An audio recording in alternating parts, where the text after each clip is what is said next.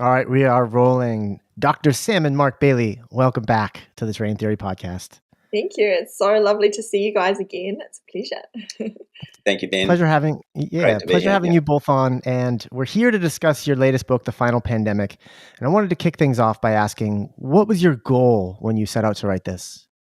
Yeah, so I guess the idea for the book is really the goal because it was such a cool way it sort of happened because I'd co-authored a book called Virus Mania, which I'm sure you guys know and your audience knows. And we sent a copy to our friend in South Africa, Professor Tim Noakes, who is a sports scientist and kind of nutrition expert. He's, was a trained, doctor. Anyway, he was absolutely blown away with the book, and he said, "This is awesome. Like this needs to go to way more people." But the one drawback with this book is that it's long, and it's got a lot of references, and it can be off-putting to people. And because he's such an established author, I listened to him and thought, "This is great that he's saying this, but maybe he's right. Maybe we should." So then the idea was to basically make it a much more understandable and easy read about what virus mania was, the best bits of it, but also to kind of touch further on ideas that hadn't been so mentioned in the book. So things like gain of function, just different areas that we thought are crucial for people to understand the wider problems of germ theory. And really tying it into COVID. Absolutely. Yeah, just framing it. So to understand how does a pandemic come about? Is this something that's organic or is this something that's been orchestrated? I like that you're releasing it while things are still fresh. The memories of COVID are still fresh enough that the topics that you discuss, folks who might not be on this same page that we're all on. I think that for me, I look at a book like this and I see it as a book I can hand to someone else who maybe is starting to question the things that happened, but also maybe went along with it. And I think that this presents an alternative perspective of the things that they all went through, some of which they complied with, maybe didn't feel good about complying with it. And now going forward, if this kind of thing gets pulled again or attempted again, I think we've got a better chance of enough folks just saying no, because that's ultimately what's going to prevent the next one. Yeah, absolutely. And as you've just mentioned, one of the big ideas was using this information that's been put in people's minds recently. So concepts like the polymerase chain reaction, the PCR, because prior to 2020, most people would have never heard of that. And nowadays, everyone knows what PCR means, and probably a lot of people on the earth have had a PCR test even. So that was really important to us. And it was also tying the historical elements back into things. So when people hear things like asymptomatic transmission or superspreader, or all of these terms which have become really popularized in the recent years, we actually show people, well, these terms were actually introduced a long time ago. And they were almost just waiting to be used. And the other thing is the zoonotic diseases, the so-called diseases coming from animals, because this is something that people haven't really heard about before. But all of a sudden, the world is scared that viruses and diseases are going to jump out of the jungle at any moment. And so that was, we thought, let's take this opportunity to use what's fresh in people's minds to try and blow apart what really is a pandemic industry. This is not an organic event. This is not related to a biological reality. Essentially, the idea of the book was to show, with the right marketing and the right fear campaigns and things like lockstep, obviously, you can make this thing a global production. And I think the genius of Virus Mania, the first book Sam co-authored, was it was so prescient. It was ahead of its time because it was warning in 2007 that the pandemics are going to get so big, not for organic reasons or biological reasons, but just because of the way they're being staged and encompassing more and more of the world's population, they were warning in 2007 that this is going to spin out of control at some stage. And so, when it happened in 2020, it really was predicted 13 years earlier in virus mania. So, so it was, like Sam says, it was a case of also connecting some of the dots and tying in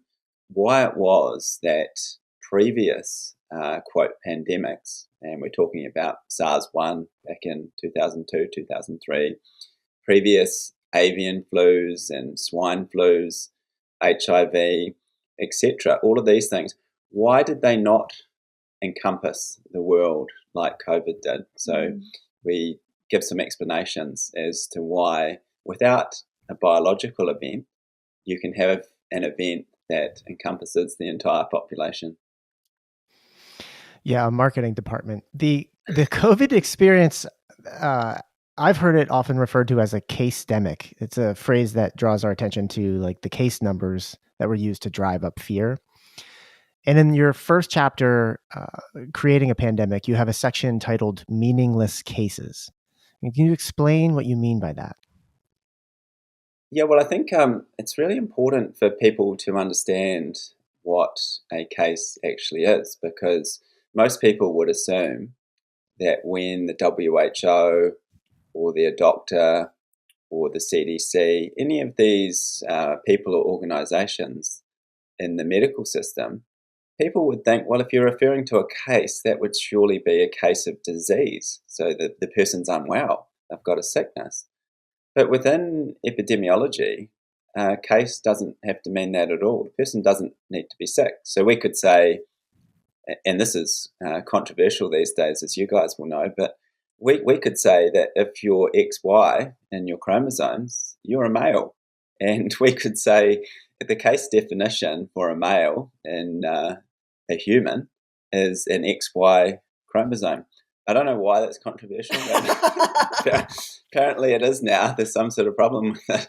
But anyway, we could say that's our case definition. So we go around and say, well, we're picking up all these cases of males, basically. And we keep doing these genetic tests and we keep finding males. So, but of course, it's not a disease, or it's not really informing us anything that we didn't already know. So when we studied the case definition of COVID-19, when the WHO finally put out their formal definition later on in 2020, it was absolutely nonsensical, because it all came down to a molecular detection result, so a test tube result. Now, initially this was the PCR. Later on it became the lateral flow, or rapid antigen test. So, but this is not connected with disease, because if you go back to, say, Drosten's initial PCR protocol in January 2020, there's nowhere in there where it talks about disease. It just talks about sequences. Now, those sequences that they were detecting, they said that they came from a virus, but of course they never established any of that. And they didn't connect it to any kind of illness in a person. So what we had was a case definition that had nothing to do with the disease. The person could be sick, or they could be completely well. And, that this is where the preposterous nature of COVID comes in, because when people might say to us, well, do you think COVID-19 is not real? And we say, it depends what you mean. It's not a real organic condition or disease that's been defined with clinical features and signs and symptoms, nothing like that. Yeah. But it does exist as a case definition by the WHO. And so when people say, well, a case is legitimate, you can say, well, they have internal legitimacy, but that doesn't mean it corresponds to any kind of biological reality. So, we all saw this, because in so many countries, the cases had nothing to do with disease. So half the time people were completely asymptomatic. They were using this thing as a screening test, after a while. And I say screening test in quotes because it's not what it is, but they are picking up people who are completely well and telling them, hey, well, it looks like you've got the virus and you'll have to go into quarantine, etc. Or people were being admitted to hospital with conditions that we already knew about. So we're talking about pneumonia, exacerbations of airways disease, flu-like symptoms, even gunshot wounds. And they then do a test, a molecular detection test, a PCR or rapid antigen.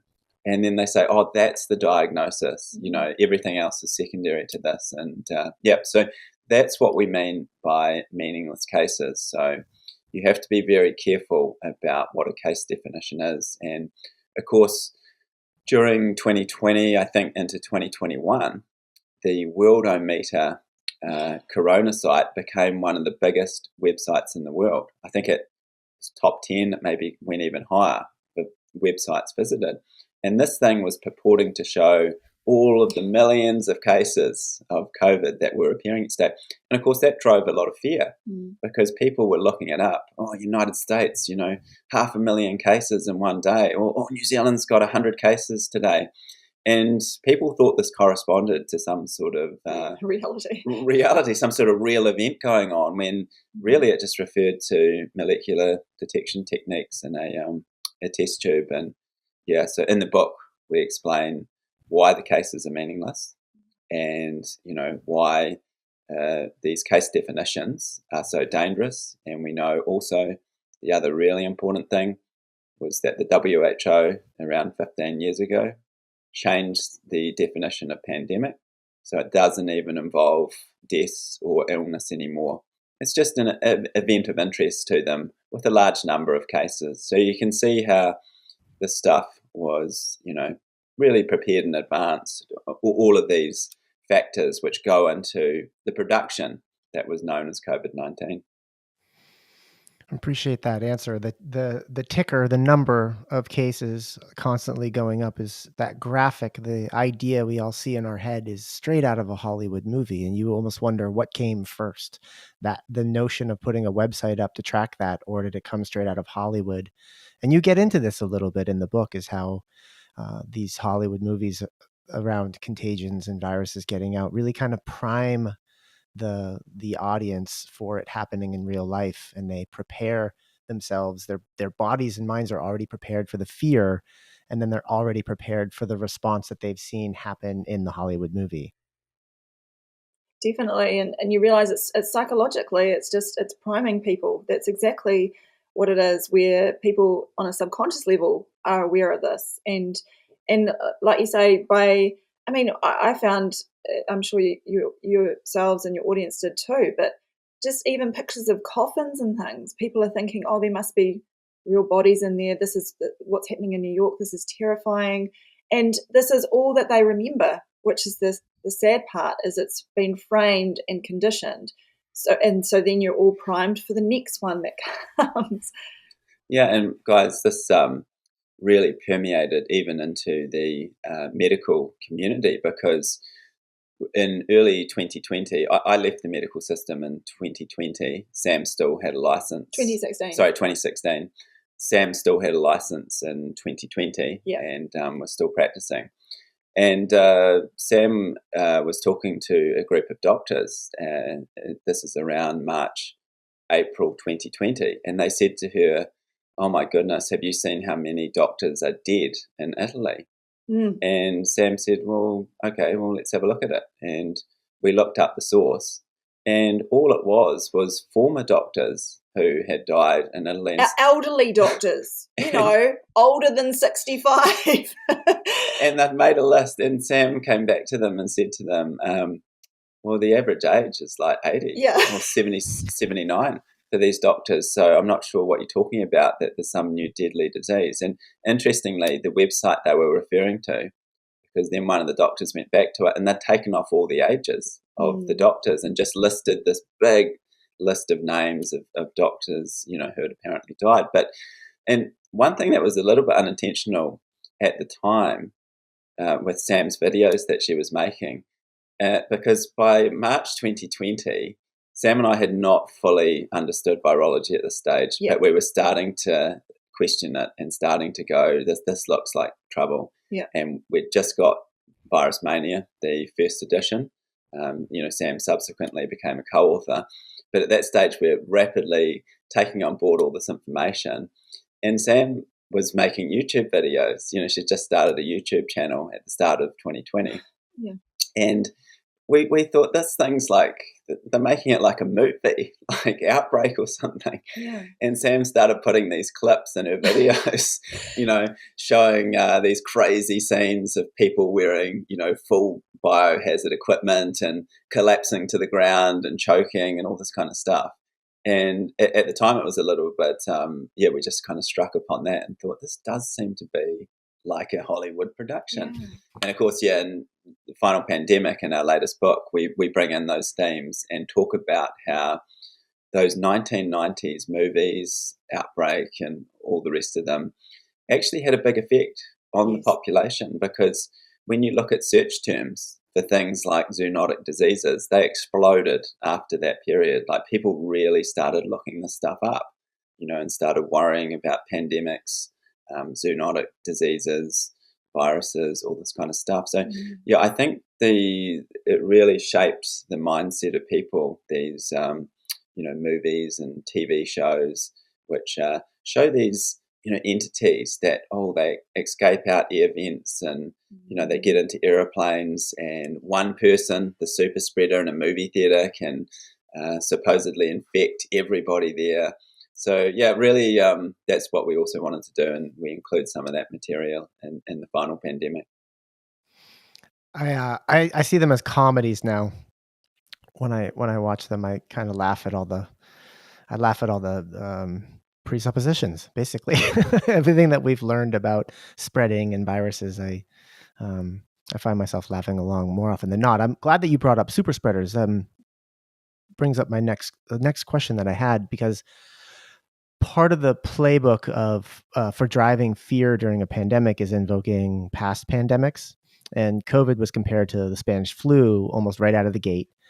And it's imperative that we, and by that I mean smart people like yourselves, turn our attention to these stories of the past to examine the evidence supporting them. And you two do a great job doing this, and you've done it with the notion of super spreaders through the tale of Typhoid Mary, specifically, which is a fairly well-known name, but perhaps not so well-known story in its entirety. And I was wondering if you could briefly take us through Typhoid Mary and some of what you uncovered. Yeah, well, part of the reason we included Typhoid Mary in the book was we wanted to put original material in the book, as in not all of our previous content, because there is a temptation when you've done all of this research over the years to go, why don't we just take what we've already done and put it into a book?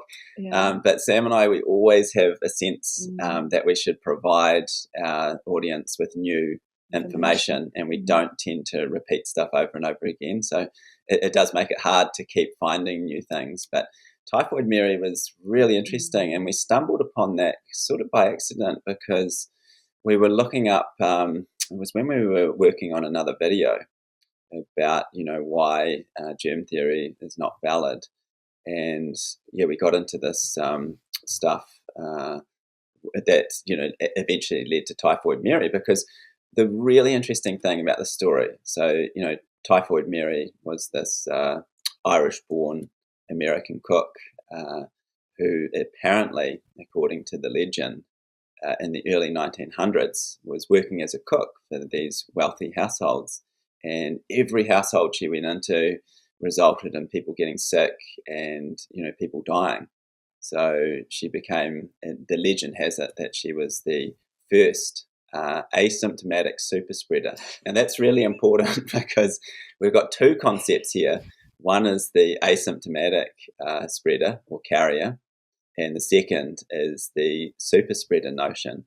And what we found really intriguing was how this legend has been tied into the modern day. So they now refer to her as, the classic example of the asymptomatic super spreader. Now, it's the other really suspicious things about this is, and you guys will know this, if you look up COVID-19 on Wikipedia and just read what it says, and you're just reading it going, this is not true, that's not true, you can verify that this is not how it played out over the last 4 years. They exaggerate things, they make stuff up, they completely omit certain things. And we found the story had all the hallmarks again of something that's been carefully crafted and made to look like something it wasn't. So, for instance, these events, which supposedly took place in the early 1900s, were not reported on until the 1930s. Mm-hmm. So the guy that wrote it up was the sanitation engineer, George Soper. Now, he said he apprehended Mary in 1907, and when he caught her, or, the police in that caught her, they made these reports and said, well, she looked perfectly healthy. And you can actually read the description. And they say, she's completely well. She actually managed to escape custody a few times. She was so wiry and healthy. But then they say that she was killing people and, killed over 100 people and all this kind of stuff. And they also said that they didn't even need to perform investigations on her because the epidemiology had already told them that she was the source of the disease, So there's all these suspicious things. Why did he wait 3-4 decades to write up the report? And who asked him to write up this report, in the 1930s? And, of course, in that era, we're getting to the point where things like antibiotics and vaccines are about to be released onto the public in absolute massive amounts. So, of course, for this story to appear in the 1930s, 1939, I think it was, it was beautiful timing, basically, for the nascent antibiotic and vaccine industry. So, yeah, some really important stuff there and how it ties in. And I know our friend Mike Stone of Virology, he also found the same thing, that there seems to be a whole lot of, fiddling with history, if you like, to make it appear that A, germ theory is valid, and B, all the measures that they do are valid as well, whether it's the, clustering studies and epidemiology, the quarantine, that's really important as well. So, they supposedly say that it was the whole problem was solved by quarantining Typhoid Mary. All this kind of stuff, it just builds up the mythology to build on germ theory. And you've done a similar breakdown of the smallpox in the Native Americans, correct? No, not so much. Yeah. No, we do know not that in one. This book, not in this book, but I've heard you speak of it. Probably in interviews. Yeah, we've talked with that quite a bit about with Steve Falconer, because he's really interested in this stuff as well. And what it comes back to every time. So we do get that. People send us messages all the time saying, thanks for what you're doing, but have you guys considered that smallpox blankets killed all the Indians, And so we just politely write back and say, okay, can you send us whatever papers you have that support this notion? And there is nothing. Yeah. It's always... it's folklore. Yeah, it's these second-hand accounts. There's references that have absolutely no verifiable material in them. And if you actually look historically with what happened to some native populations when Europeans arrived, it was awful what they did, and it had nothing to do with bringing colds and flus and new diseases. It was the fact that they were forced off their land. They were often forced into slavery. Yeah. They were starved. They were basically just killed by conventional means. There's all this other stuff going on. So if to this day we have not seen any evidence that you could say smallpox blankets were, used as some sort of bioweapon. And I mean, and there's a kind of funny side to this, because last century, there's no doubt that the British, the Americans, the Germans, the Japanese, the other ones that we know about, were all trying to develop biological weapons. There's no hidden fact there. They tried it with bacterial species. They tried it with spores, like anthrax spores and stuff. They don't work. Yeah. They're useless as weapons, and compared to chemical weapons or conventional explosives and other weapons, they're next to useless, basically. They don't work. So that's the other big thing. Why in the 20th century, with all of their funding and research and technology, could they not develop biological weapons but we're led to believe that 400 years ago, the conquistadors had perfected biological weapons and were releasing them to take over continents. It makes zero sense whatsoever. But it's a convenient cover story, isn't it, with germ theory? Because, again, you can get away with all sorts if you have the germ as the cover. And also there are real things that probably happen. Like I know Steve and other researchers have looked into this, is that there were other chemicals they were using for things like tanning. There was arsenic, which was used sometimes. And it is possible that populations were exposed to these poisons and did develop conditions like smallpox with massive skin reactions and other forms of illness, just simply through chemical poisoning. And the mining industry was another one, in the primitive, when they used to mine for things out of the earth, there was no protective equipment for the people, often, slave-type workers who worked in these industries, and they did get exposed to toxic metals and gases, etc., which would lead to serious illness and sometimes death. Speaking of cover stories for viruses, do you give any credence to the idea of the EMF technology, the 5G rollout, as the virus being a cover story for any sort of toxic fallout that we experienced from that? Or do you think that's more along the lines of hearsay and speculation? I really think that the EMF rollout has got a different purpose, and that's for the, the biosecurity surveillance state, the kind of that they're trying to bring in or are bringing in.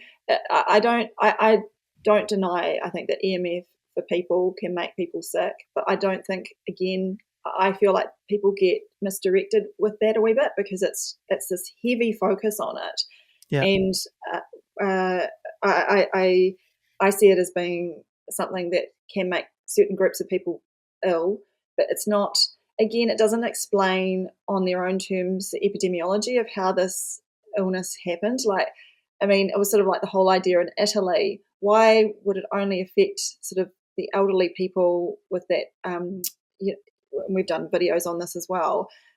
When you actually break it down, there's lots of other things going on. It's not just this one idea. What do you think? Yeah, definitely. Look, and people get really upset about this one because some people say EMF's everything and others say it's not a factor at all. We say it's a lot of it's unknown, and certainly within our own personal experience, we mitigate against EMF. We have no Wi-Fi in our house. We very much limit being near anything. We live in the country, so we don't want 5G towers. So we don't really have 5G where we are. It's we only have the the different frequencies that they use for we get 3G where we are and 4G. But the thing about the EMF is that, as Sam says, the epidemiology would make no sense whatsoever. And I think the best analysis of this has been done by people like Michael Bryant, who have looked into all of the Italian figures, etc., and basically worked out other reasons why it appeared in certain areas and not others. And when I say appeared, it had a lot to do with the testing regimes, the incentivization, etc., and certainly other factors. So, and as Sam mentioned, I think it's 5G is really important, extremely important, but not necessarily for what people are focusing on. It is part of the surveillance network, and that's why close to where we live, at the biggest city we live near is Christchurch in the South Island of New Zealand. So it's one of these lovely smart cities. Yeah, it's a city of about 400,000 people, and you can see the 5G apparatus is now completely in position. So they have cameras, probably listening posts, it appears to. At every intersection. They have smart lights, so every single light is connected to one another. Now, it is just peppered. Like, you can't go more than 50 yards without some sort of 5G device. And it's not to do with, about to kill everyone or something. It's to do with complete surveillance. And this is not people watching cameras and listening to microphones, like Cold War kind of times. This is all AI stuff. This is just 24/7 monitored by AI. And, this is the whole... social credit and all the rest. That's what it's for, yeah. So, but I'd encourage, what people can do is, we've got like an EMF meter, and you can actually use it to just check around your own house or areas that you go to in the city or whatever, and you can see the levels of 5G. Well, it's hard to detect 5G actually. Most detectors, you can only pick up the very much the lower range, but you will get an idea of the strength of signals, and it is incredible to see in the cities now. The amount of EMF is just a complete bombardment. But then if you get out into the suburbs and out into the country, the levels drop off absolutely massively. But yeah, I don't think, some people were saying at the start that COVID is EMF, and we've already talked about the case definition. That makes no sense whatsoever, because half of the people are asymptomatic, and the case definition has got nothing to do with illness. Yeah, I appreciate that clarification. Thank you. So PCR tests, as you mentioned, obviously played an enormous role during COVID. And if they were to spring another pandemic on us, it's a virtual given that PCR would be used again. And I think for that reason, and because we haven't gone deep into PCR yet on this show, we'd love for you to touch on the salient points of your chapter on the pandemic of testing, and specifically PCR. Well, I guess it was first... class line. Yeah. That I just quickly mentioned that. With this introduction, it was with one of my co-authors that I interviewed for Virus Mania before I was part of the book. He did this amazing interview I did with him called PCR Pandemic, and he said that term to me, and I thought, this is brilliant. This is exactly what it is, and so that's where and Klaus in 2020, when we were coming up to speed with this stuff, because he'd been aware of this for decades. With AIDS and because he was such a seasoned physician, he'd been practicing for 4 decades. What he'd observed was no change in disease, so no new diseases were appearing. We were just dealing with the same conditions that we've been dealing with for 100 years or more. But rebranded. And what he noticed was they were just introducing a new test. And the first time he noticed this was back in the 80s. And that wasn't PCR, that was an antibody test, but a molecular type detection test all the same, one of these in vitro tests. And he noticed that they started rebranding diseases like lymphoma. And he said, well, hang on a minute. Last week, this was lymphoma. Now, this week, it's AIDS. He said, what's changed? He said, the patient's exactly the same. And the only thing that had changed was the test. The HIV antibody test had been introduced. So if previously, if you had lymphoma, they called it lymphoma. Now, if you had lymphoma and they tested you for the presence of these antibodies, and if they were positive, suddenly you got AIDS now. And so that was his first warning back in the 80s, that they were just inventing new diseases through testing. Can I also just really quickly bring up, because I forgot about it, but when we were talking about cases before, I thought this was fascinating to me, was with HIV and AIDS. They do cumulative cases. Normally when they record the incidents, it's always over a year, and then you go to the next year, like flu or whatever. But this was done cumulatively, just like COVID. So again, it creates an absolute fear thing where you think, oh my gosh, this is never going to end. It's just going up and up and up. Yeah, sorry. So then we get to PCR. Now, when Sam and I were first doctors in the system in the early 2000s, PCR was around, but it was incredibly expensive, and you couldn't really use it day to day as a clinician because of the cost and the limitations. You needed a specialist laboratory to be able to do it. But over time, and if you look at, this is one thing we point out in the book, if you look at SARS-1 back in 2002, 2003, they didn't even have a kind of test at the time. It was just based on investigations, a clinical picture. People had to be seriously unwell, maybe some x-ray changes, fever, all that kind of stuff. It wasn't until later on that people like Christian Drosten, the German virologist, started coming up with a PCR test, that could be rolled out. But pretty much by the time they came up with the test, a lot of it had fizzled out. Then, over a couple of decades since then, the cost of the PCR test went right down. They're still quite expensive, by the way. And this is of real significance, how much money the public has been robbed of during the COVID era. Yeah. Like even in a country like New Zealand, the spending on PCRs, we're a tiny country, it's hundreds of millions of dollars. I think it went over $1 billion quite a while back, actually, that they spend. So the tests are still expensive, but they are a lot cheaper than they were. And this was the big difference in 2020, was that the PCR tests were rolled out wholesale. And as you guys know, wherever the tests went, the cases started appearing. And, we had statistics in New Zealand where you could look it up, and New Zealand had, wherever they rolled out 1,000 tests, you'd probably return like 3 or 4 positives, every time you rolled out 1,000 tests, wherever you rolled them out. So that the more you did, the more cases you got, basically. Anyway, but we thought, people need to know what is the PCR. And that chapter was actually quite hard to write because I love the technical stuff, and I could just write technical papers all day. And Sam's going, no. Sam starts looking at it going, do you know what? The audience is asleep at this point. And I'm like, but it's so good.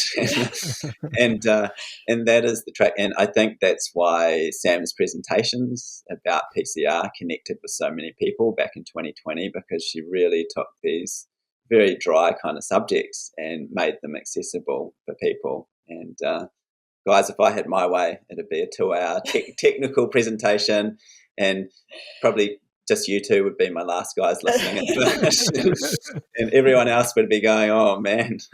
But anyway, so the trick is to make PCR easy to understand. And essentially, what does it come down to? Well, it comes down to someone has to design. First of all, you have to know what sequence you're looking for.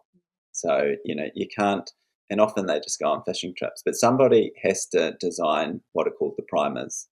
And these are short sequences, nucleotide sequences, about 18 to 22 nucleotides in length. Usually you need 2 of these primers. One is called the upstream primer, one is called the downstream primer. And what they used to do is to select and amplify a particular genetic sequence, okay? So we'll give SARS-CoV-2, the so-called virus, they say, that causes COVID-19. Now, this thing has got a nucleotide sequence of 30,000, all right? And with the PCR, they look to just amplify a small section. So instead, you can't detect all 30,000 at once. There's no technology to do that. So what they do have technology to do is to detect a small sequence, like 100 nucleotides in length. And that's what the PCR basically does. You have the 2 primers. They snip one at the top end and one at the bottom end and amplify a section of, say, 100 nucleotides. And the reaction, it's called a chain reaction because it amplifies that section over and over again, cuts and amplifies. It's like a cut and paste on your computer that does it, 1,000 times quickly, and each time it doubles the amount that you had previously. So you go from having, and it's really hard to comprehend this stuff because at 35 cycles of PCR, which is something that they do quite often, if your PCR is positive at 35 cycles, that means that there was potentially 1 molecule in your original sample. Now, I've been looking at this stuff for years, and it is so hard to comprehend what that means. If you've got a drop of snot and there are trillions and trillions and trillions of molecules in there, and you're able to detect 1 with the PCR. What does it even mean? like Carrie Muller said, look, if you go around doing PCR, you're going to find 1 of something everywhere, and it's got nothing to do with why people are sick or what could possibly make you sick. You're just detecting a molecule. So to put that in perspective, I mean, I could have a molecule up my nose and I spend 5 minutes in a room with you guys, and when I leave, we then test you, and we may test, quote, positive for the same molecules because they're up our noses. It's got nothing to do with being sick or anything like that. So I think it's what people need to understand with the PCR is that it's not necessarily that it's misused. It's just misunderstood what it actually means. And I think Kerry Mullis was at great pains to describe this when he invented the technology. He was clear that it's not a suitable clinical diagnostic tool. It's a research tool. And you can go around detecting these infinitesimal amounts of, nucleic acid, genetic material, DNA, basically. But what does it mean? And of course, it matters that the virus itself was never isolated. So how do you know what you're detecting? Exactly. The provenance is so crucial. And the other thing I find really interesting is how they stage the release of these tests, because that in itself is very clever, where they, there's the whole background of what happened with Christian Drosten, and that's in the final pandemic, the timeline, for people to see just how ridiculous it is that he's discovering this. It's being released, it's been published in papers within 24 hours. Like, it's just insane. But also the release of the PCR test itself, where initially it was used only in hospitals in the patients that they think might have it. Then it's used in the public, but in like drive-throughs where people can go and get tested with these PCR tests, but you have to have some symptoms. Then you've got wholesale release of everyone having an at-home test, like a pregnancy kit. That means it makes it real for people. Then they say, I had COVID. This is incredibly important to say, how, like, just on a psychological level, the FOMO of missing out of those tests and actually really wanting them at home. And yeah, as you just mentioned, Ben, the problem too is the provenance of the sequences. Like, they said that they've found a, quote, virus, SARS-CoV-2. And then they said nowadays when we detect it, the sequences with the PCR, that means somebody has this imagined virus. But the problem with that is that if you go back through the entire history of virology, not once do they actually show anything that meets the definition of a virus, which is an infectious particle that passes around between hosts and causes disease. Now, they find other things. They find genetic sequences and proteins. We know all that. It's like things like the spike protein. This is not new.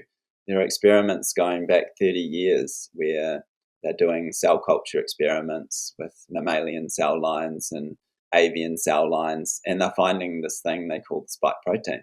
But if you look at those papers, the sequences, like the DNA sequences, the RNA sequences, and the proteins that they find in these cell cultures, which they are calling viral, are never shown to come from a virus. So this is the problem. Somebody called them viral long ago. And this is the arguments you'll see with people who are trying to argue this stuff with PCR and genomics, is that they'll go to GenBank and GSAID, the genetic databases, and they'll say, look, guys, this clearly comes from coronavirus.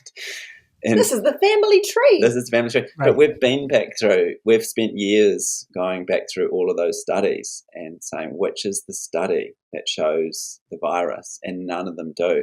And it's actually, as I wrote in A Farewell to Virology, my formal treatise refuting the virus model, it actually goes back to pure scientific fraud in the 1980s, where they said that they had purified coronaviruses. But I've looked at all those papers. They did not do any such thing. That is just a complete and utter scientific fraud. But everything depends on that. Yeah. So if you don't look at those original papers, you just start looking up these databases and looking at PCR results and going, but we're finding the sequences, therefore we're finding the virus. Now, one important thing to notice, to talk about also, I think, though, is that some people will say, well, I got sick and did a PCR or a rapid antigen test and it was positive. And then 2 days later, my wife got sick and her first PCR was negative, but then it turned positive, so people have this kind of story and they say, surely that shows that something is transmitting. First of all, we'd direct them to papers which were published by April 2020, which clearly showed PCR in so-called COVID patients who were in hospital could go positive, negative, positive, positive, negative, negative, positive. This is over the space of like every a week day, and, over a week. Yeah. So it's just going back and forth, flipping in and out of positive and negative. So which result do you choose? I mean, this was, and keep in mind, these were hospitalized patients. They're sick patients. These were apparently really bad cases of so-called COVID-19. Already talked about case definition, meaningless. But when you're doing 10 PCRs and 5 were positive and 5 were negative, which should you choose? Because this was apparent by March, April 2020. And the only reason these papers got published in the scientific journals were that the authors kind of tried to mitigate the situation and said, well, you can't just use PCR. You have to use your clinical judgment and other signs and symptoms. But we know that by mid-2020, Cochrane Collaboration published a paper saying that there are no signs or symptoms that rule in or rule out COVID. So it all comes back to the PCR. But these other authors are saying you can't use the PCR because it's unstable and flips in and out of positive and negative. So, so the people who use these anecdotal stories that, they got positive and then their family members got positive and stuff, one, that's scientifically, it doesn't stand up with the publications. And two, it doesn't mean that that's what made them sick. Totally. Like you guys can imagine, you get sick, your body starts to do different things. Yes. And at that point, it may express different sequences that you didn't have before. And this has been known about since the 1960s with Barbara McClintock's work. She had cells in a test tube and stressed them, various shocks that she gave them. And new sequences started appearing. And this was DNA. So this was previously, everyone thought, you had this fixed kind of genome and that didn't really change. And that's what you were stuck with. McClintock showed decades ago that that's not the case, that when cells get stressed, they will start producing new sequences. So we're exactly the same as complex organisms, that if we get sick in various types of ways, we may start expressing new sequences. And it's quite possible that these sequences could turn one of these PCR or rapid antigen tests, if it's testing for proteins, positive. So that's another reason. But it's really hard to get people to understand that the presence of RNA or DNA or proteins does not equate to a virus, especially when you're dealing with complex organisms like us, which just have trillions of molecules. I guess I'm using this as an opportunity to diffuse or debunk some conspiracies that fly around a lot of the spaces that folks like us are paying attention to. But is there any credence to the idea that there's a toxic agent in the swab itself that people were administering up their nose, and that could be a cause of sort of precipitating a positive case because you're essentially poisoning yourself with the test itself? I think it's probably different than whether the PCR detects the genetic sequences. Yeah. But no, there's no doubt that those things shouldn't be up your nose. But that's actually a widespread problem in the world that we live in, is that there are just chemicals everywhere. Sam's just done a video on tampons and, what a disaster they are because they're just impregnated with metals and metalloids and all sorts of other toxins. And I mean, it's so, I know you have to be so vigilant. It's like plastic bottles may be contaminated, with microplastics. And I think the medical products are no different. And even hand sanitizer, you shouldn't be putting that stuff on your hands.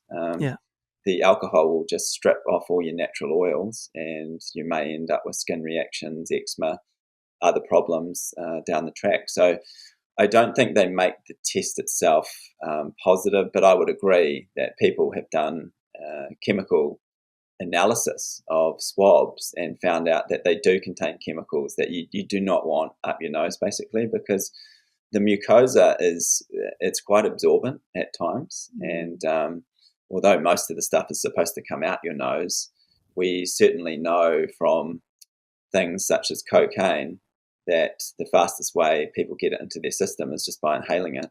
And so chemicals and things can, if they go up into your nasopharynx, can be absorbed extremely quickly into the bloodstream. There are also, items like, papayas and goats and motor oil that Right. are also positive. Right. You know, what is happening there? Yeah, and this is the problem we get into with metagenomics, which they love to use because they go and test sewer water and they just test everything. And for those things, obviously, you don't even need a swab, and they're just turning up these sequences everywhere. But that kind of gets on a different topic. But Yeah. I think, Mike, the really important thing for people also is just not to participate in these rituals. Like, sticking things up your nose is not going to help you with your health. Just like wearing a mask or all of these things, I think, were, became part of this COVID cult ritual where people were getting tested on a weekly basis. And that's where I think almost the bigger danger lies, regardless of whether they're absorbing chemicals up their nose, which is also a concern. But to me, the overriding concern is people participating in this process. And the medical system has lots of different things like this, screening programs, checkups, childhood visits, all this kind of stuff. These are all rituals that are not based in achieving the best health outcomes. They are simply propagating frauds that involve the pharmaceutical industry. And the transfer of a lot of money. Yeah. Yeah. And it's funny, in this country, they're called well visits. Yeah, right. hey guys, they use these terms like, we always think it's funny that they call it the health system. Yeah. Health. No, it's a medical system. They use these terms to trick people into thinking. And I mean, look, we're honest. We came from the medical profession, and doctors don't really know a lot about health. They're not really trained in that field, and they're trained in medicine and pharmacy. They know pharmaceuticals well.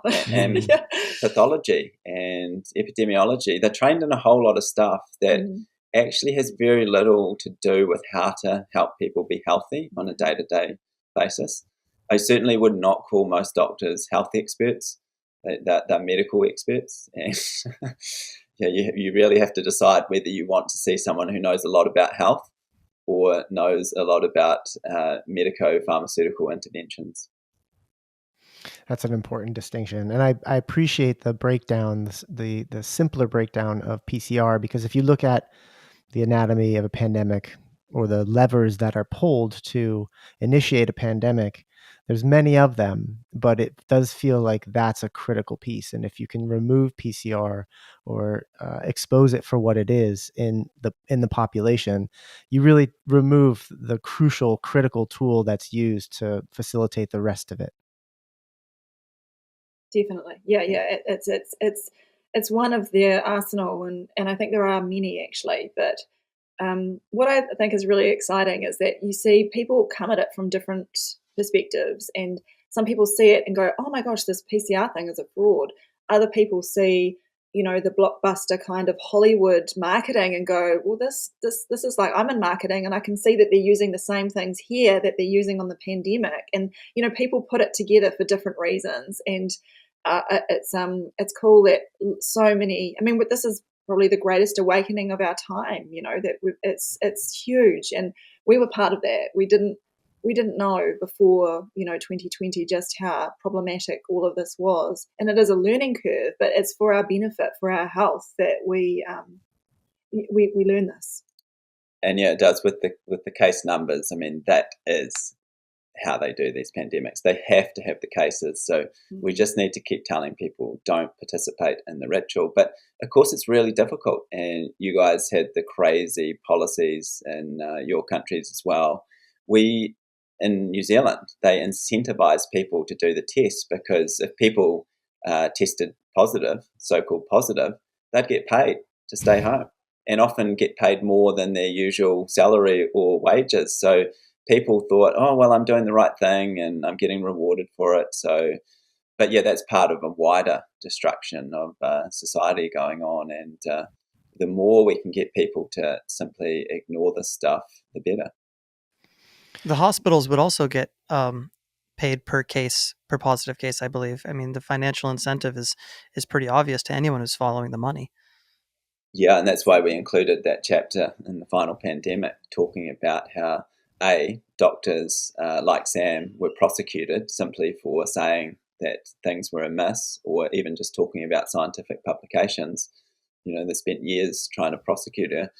And, B, other doctors were getting plenty of money for doing testing, for administering the vaccines, for simply registering the number of cases that they were getting in their practices. In the United States, it was incredibly incentivized to come up with that diagnosis of COVID, because it suddenly qualified you for a whole lot of other funding. So, and I think even, we included that in the book, pointing out that practices in the United States got more money if the more of their staff they jabbed as well. So it was really perverse, and probably the most disturbing things that I've seen in countries like the United States is the PrEP Act, which basically just allows them to do anything wholesale. And that's why we included some sections in the book, because it really shows that whatever they just declare that there's a pandemic, and there's no particular criteria for doing this. The health secretary can basically do it unilaterally, say we've got a pandemic, we've got a situation, and then at that point, all of the measures, the so-called countermeasures, tests, everything they can roll out, any treatment, and it's all indemnified.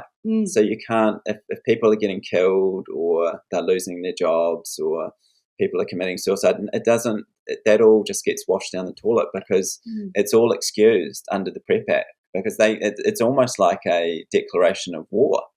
And they're saying that, well, we have to just do everything now, and there's going to be some casualties, and that's too bad. So and it's all those professions within it, all the doctors, all the pharmacists, all the people that work within hospitals, everything to do with health, they're all indemnified as well. No one's responsible. It's an absolute carte blanche. And you'd think that in a country like America, which is so litigious in nature, everyone's familiar with the idea of holding someone responsible in a court of law, that it would be a real red flag in the minds of most Americans that, hey, wait a minute, there's no one I can go after if this goes wrong. And yet here we are. Sam, Mark, we are coming up on the hour. I don't want to monopolize your time. So we are going to wrap with a question that we asked you back in February of 2023, question that we ask all our guests at the end of the show. Your non-negotiables, the daily habits you do to tend to your terrain. Last time, exercise, lemon water, prayer, meditation, and then dry brushing. By the way, that last one, dry brushing, I've adopted since that episode. Do it once a week. It's fantastic. Oh, cool. Thank you for that. But curious to know if you've added any more since we last spoke. I wanted to just add, this has been new because so I don't know if you guys eat bread, but the folic acid that's in bread, the synthetic version, and it was something that I was putting off because I just thought, I can't psychologically do this. I don't want to have to make my own bread every day. And I've committed to this now. This is my new thing. And because I want it for the kids, I don't want folic acid because it's fortified in all flour pretty much except organic flour. This is in New Zealand.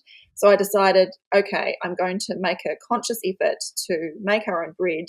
And also I make our own tortillas. It's all that related stuff that I think I just thought, no, I can't keep making excuses for not doing this because it's so easy, the sliced sandwich bread, for toasties and other things. And now I'm just like, no, that's been a change since we last spoke to you guys. Yeah, and I think to be fair to Sam, she was making bread about twice a week before this, and but she was doing it every day. But it's been really awesome. So we really encourage people to look into just spending a little bit more time on food, because all of us have been raised in a world where we think it's just convenience, that we go to a supermarket and have stuff that's relatively easy to prepare, but spending a bit more time with food, around food.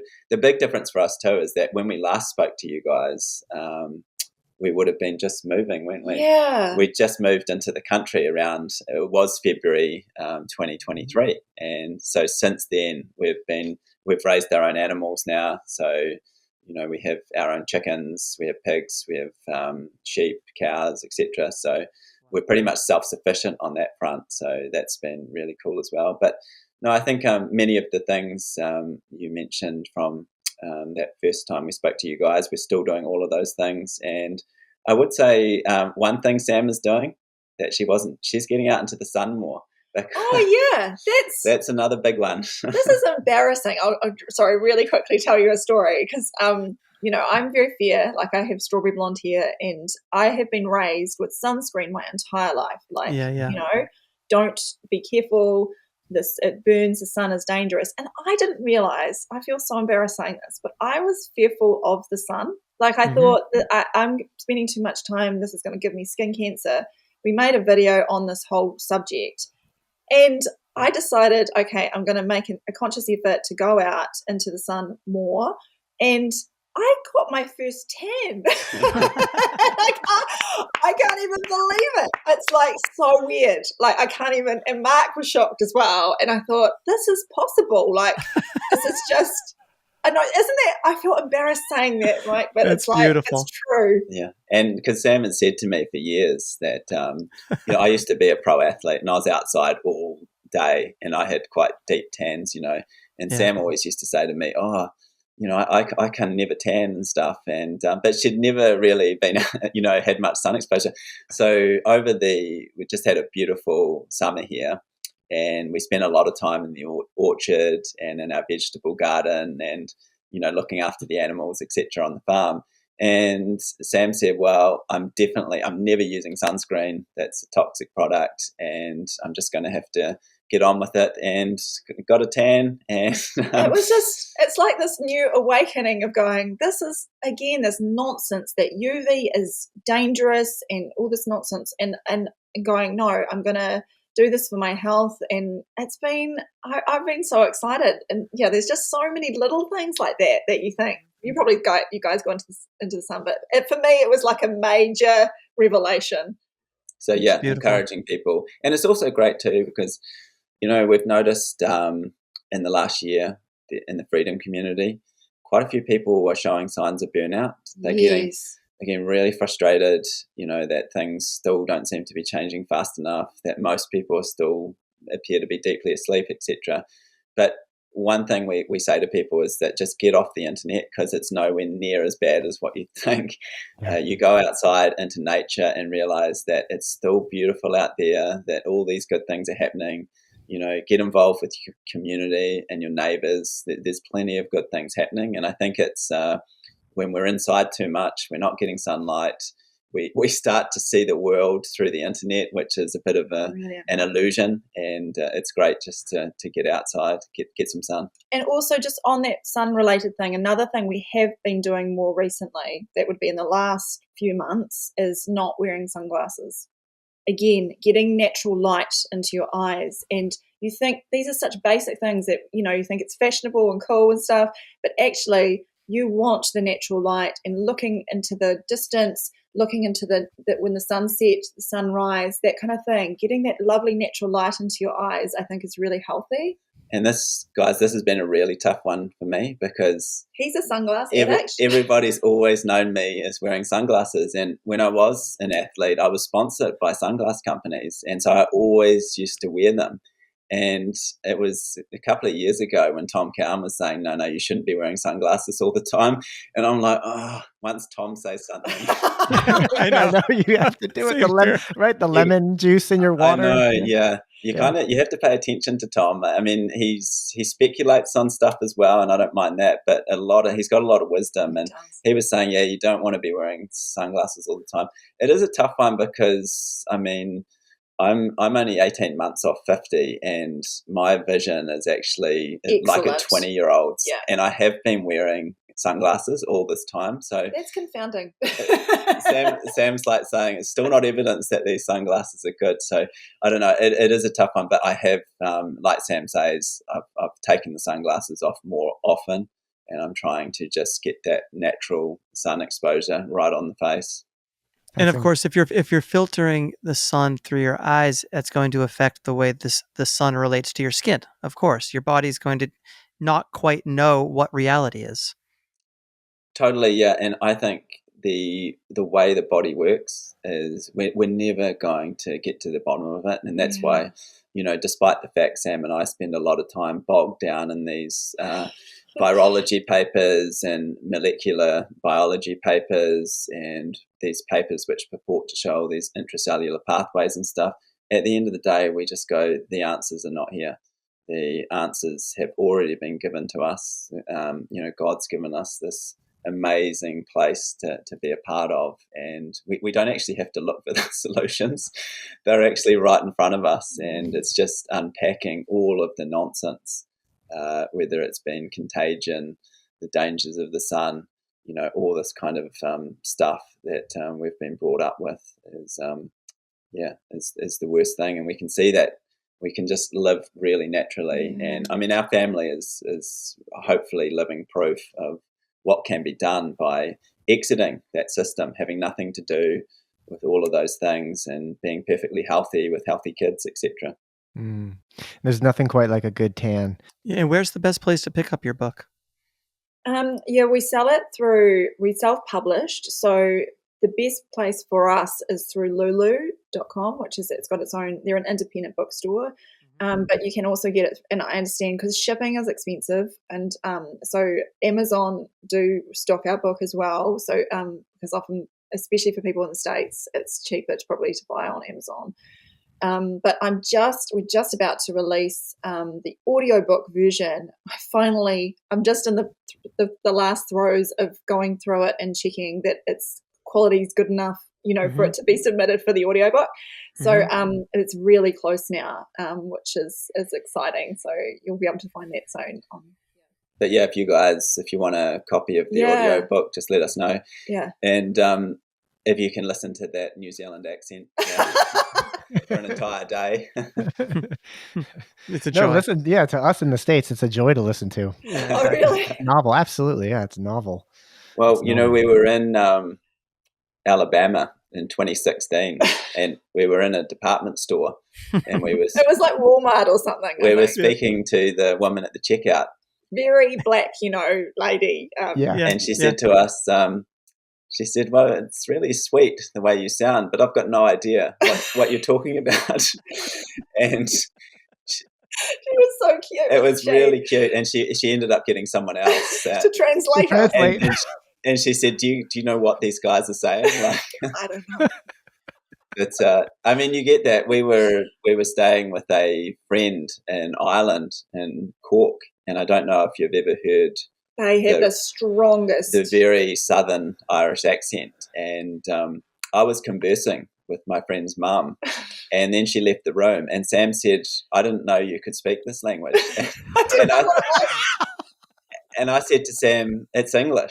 We're speaking English." And I said, "I can only understand about every second or third word that she is saying, despite it being in English." And it's just incredible. And I think it's something cool about the nature of people, is how we move to different areas and develop all our own little quirks and ways of being.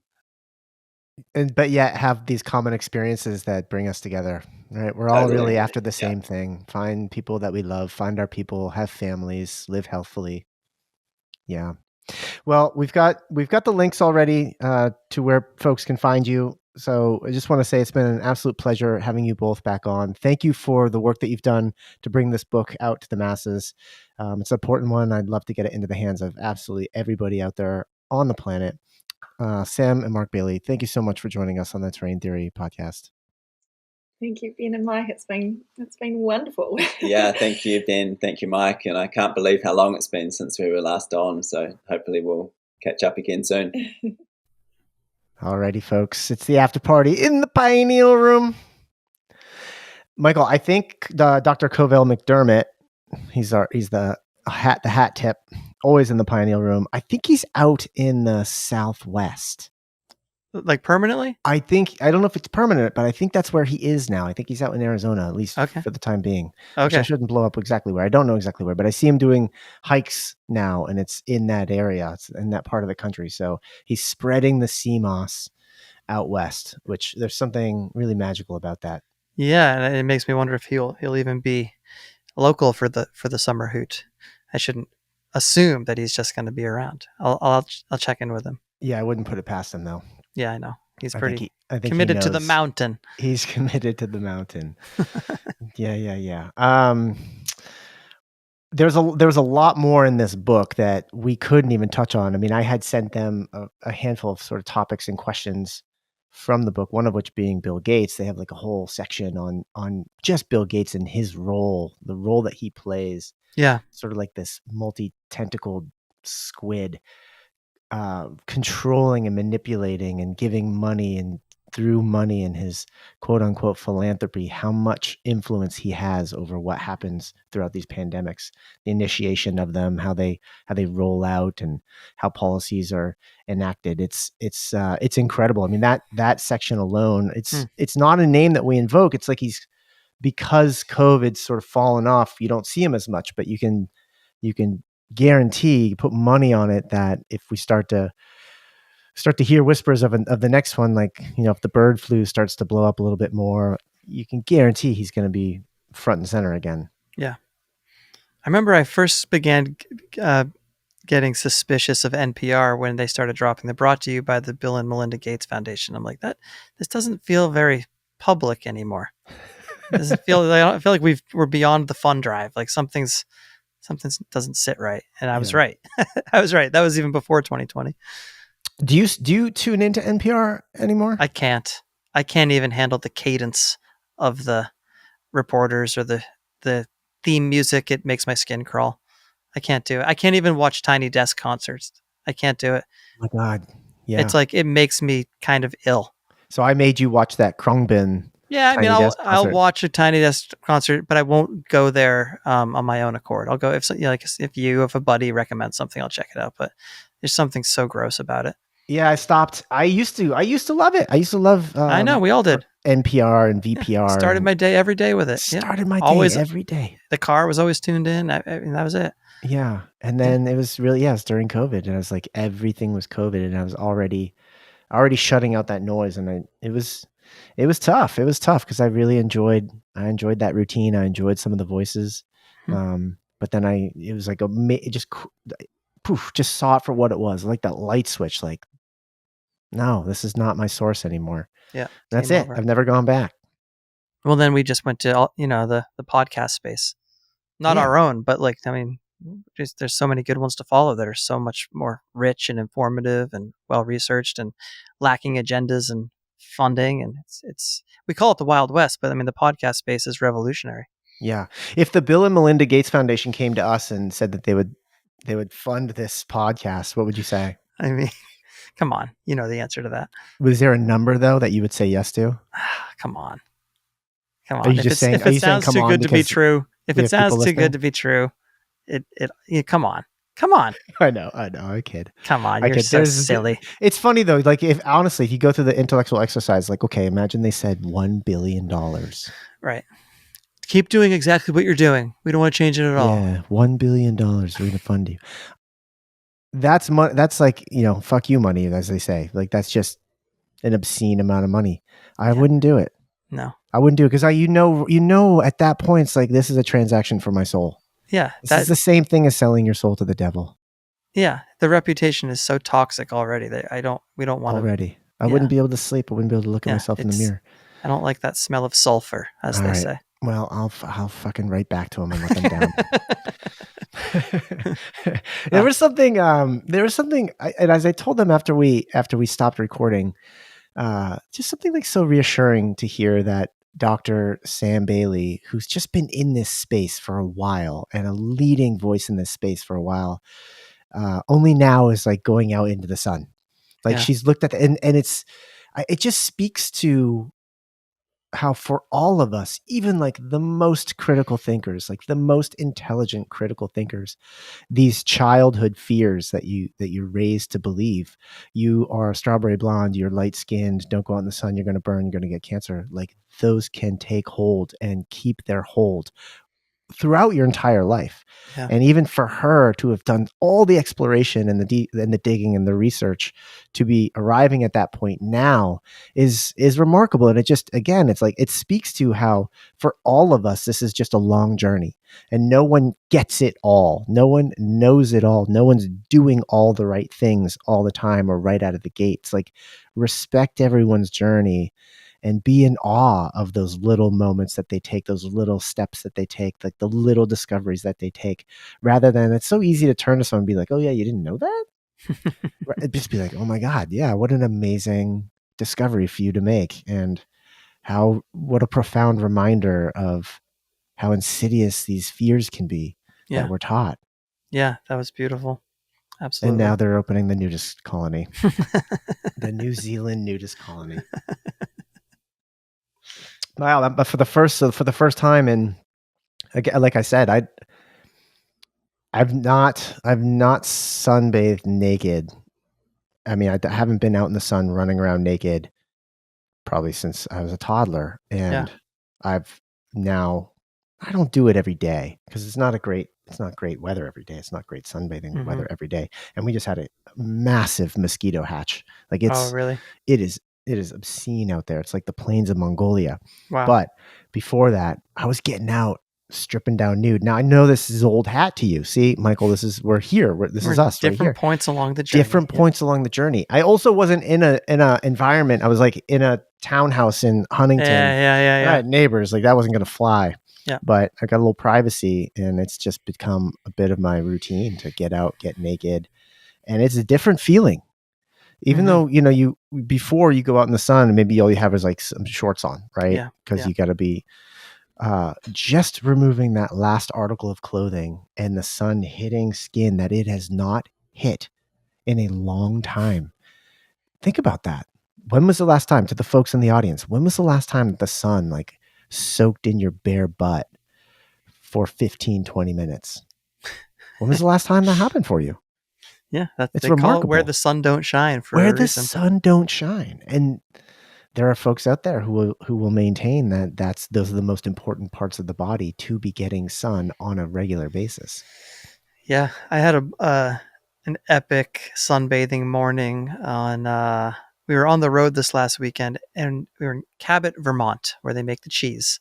Played a sweet little festival called the Cabot Arts Festival, and they put us up in this incredible homestay, and the homeowners were gone for the weekend, so we weren't even in their home. We were in their guest house next door, which is like a ski lodge, like literally like this crazy beautiful old converted barn. We all had our own bedroom. We just had a blast, and I woke up early, and they're nestled in the mountains of Vermont with the green rolling hills. And I knew that they weren't home, and I knew everyone else was asleep. And I walked across this little bridge, and there's wildflowers and hummingbirds. I mean, it was idyllic. And at first I was like, out of respect for my bandmates, like, if someone wanders out here, maybe I'll keep my shorts on. And I thought, fuck that. They're not getting up. And so I just got super naked. I went a little further up the hill. And there's this sweet spot, because you're right. Like, there's a sweet spot between sunrise and maybe an hour and a half after, but then the bugs will descend. But there's a sweet spot before the bugs are out and you're still getting that morning sun. And it's just one of my favorite parts of, like you said, can't do it every day, but when it happens, it's like nothing else. It's like meditation in and of itself. It is. And aren't those days, do you find that those days are just extra special? Yeah, absolutely. Absolutely. It's funny. I walked up to the top of the hill. It's a beautiful view up there. They had some fruit trees. They had some solar panels, which were like set way back in the woods, like not near the house, which I thought was awesome. And I'm going to sit up on this rock on top of this. I'm going to try some meditation. And that's when the bugs descended. Have you found that? Yeah. You like try to go down for a meditation sesh outdoors. The bugs just get you. Yeah, they know. It's hard to meditate outside, at least this time of year. Yeah. Yeah.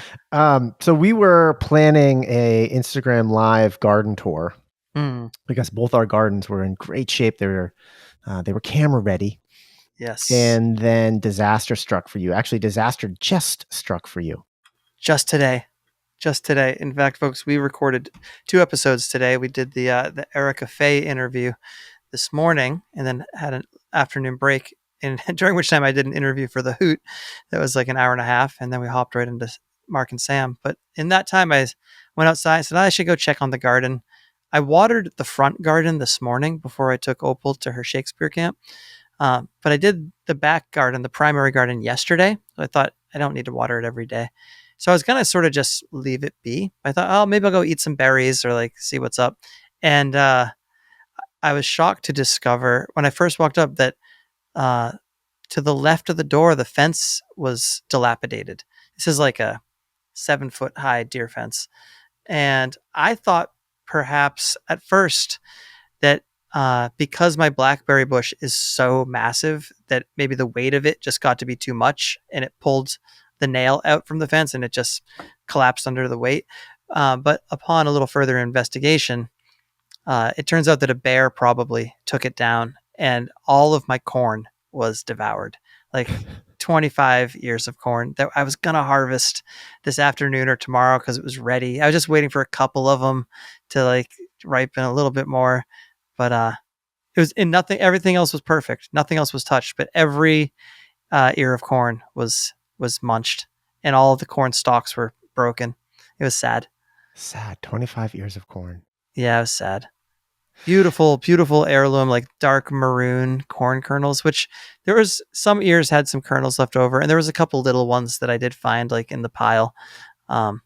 Maybe I'll just save the seeds for next year and try again. But I don't know, or maybe it's a lesson to maybe I shouldn't be growing corn because I've never had that problem before. I'm because I've got blackberries dying on the vine out there that I just can't get to. I'm resigned.